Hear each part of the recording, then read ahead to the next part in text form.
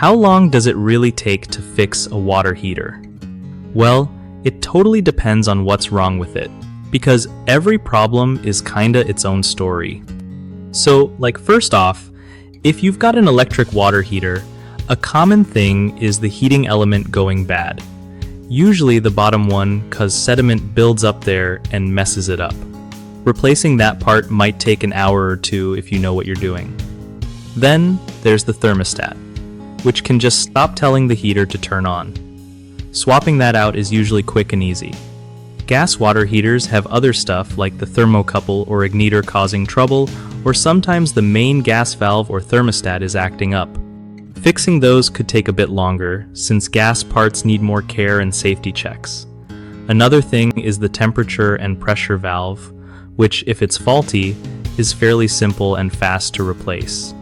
But if the actual tank is leaking, that's pretty much game over.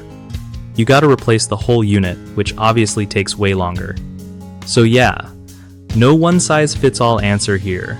It's all about what's broken and how bad it is. One of the biggest mistakes people make when dealing with water heater repairs is ignoring regular maintenance, which leads to sediment buildup that kills heating elements faster. Fix that by flushing your tank once a year to keep it clean and efficient. Another common issue is trying to DIY complicated gas heater repairs. This can be super dangerous and could mess up the gas lines or valves.